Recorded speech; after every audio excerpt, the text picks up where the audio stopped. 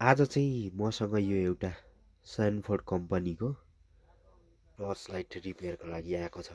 यसको समस्या चाहिँ यो वान टाइम ब्लिङ्किङ प्रब्लम छ। यस्तो ब्लिङ्क यहाँ यस्तो प्रब्लम छ। बल्न चाहिँ बल्दैन। यहाँ प्रेस गरियो भने एकछिनमा यो ब्लिङ्किङ गरिबस्छ है। अनि यसको समस्या चाहिँ के रहेछ त अब यो म यसलाई खोलेर चेक गर्न गइरहेको छु।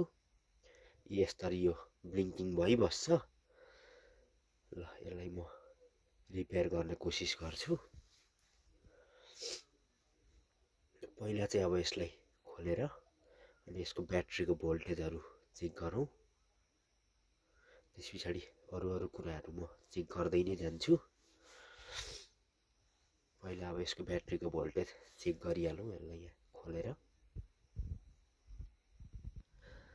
यसको ब्याट्री चाहिँ 3.6 भोल्ट 1900 mAh को रहेको छ।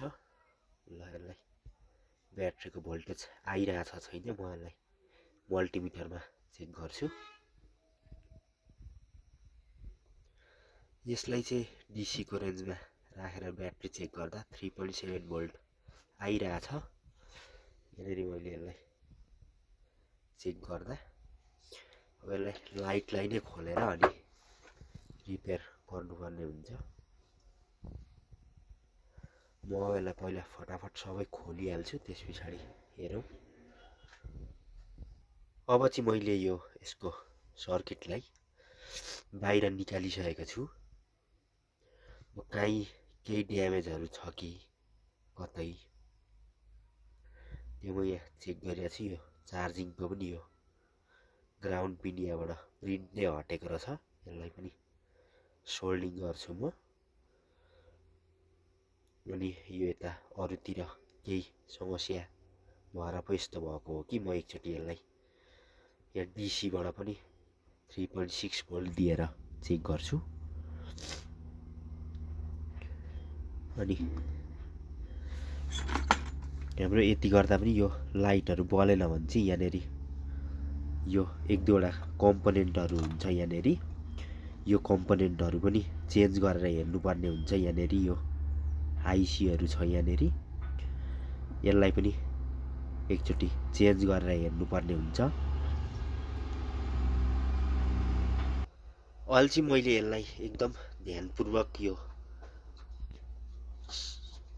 सर्किटमा हेर्दा चाहिँ यो यहाँनिर एउटा R680 नामको यो कम्पोनेन्ट यहाँनिर बिचमै टुटेको रहेछ।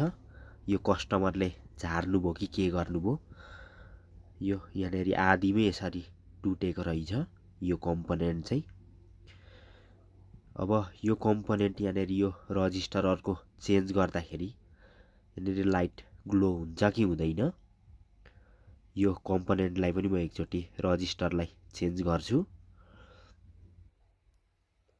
त्यस पछाडि अनि अरू कुराहरू म फेरि चेक गर्छु। यति गर्दा पनि बलेन भने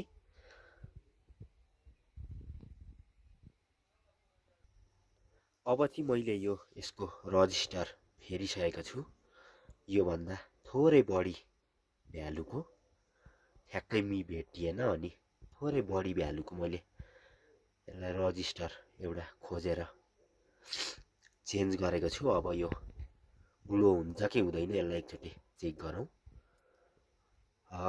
अब चाहिँ यो फाइनली ग्लो भइसकेको छ, देख्न सक्नुहुन्छ। अब मजाले ग्लो भइसकेको छ। अब यसलाई एकचोटि म पुरै लाइटमा फिट गरेर अनि चेक गरौँ। अघि चाहिँ यो प्रेस गर्दाखेरि एकचोटि ब्लिङ्क मात्र भइरहेको थियो। अब यो त्यस्तो समस्या नहोला।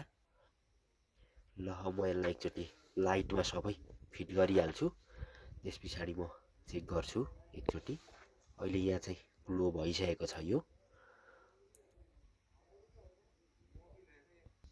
अब चाहिँ मैले यो लाइट सक्सेसफुल्ली रिपेयर गरिसकेको छु। अब चाहिँ कुनै पनि ब्लिङ्कको समस्या छैन। यसमा यो चार्ज चाहिँ अलिकति कम्ती भएको कारणले यस्तो समस्या अनि आइरहेछ। अब यसलाई म एकछिन चार्ज गर्न गइरहेको छु।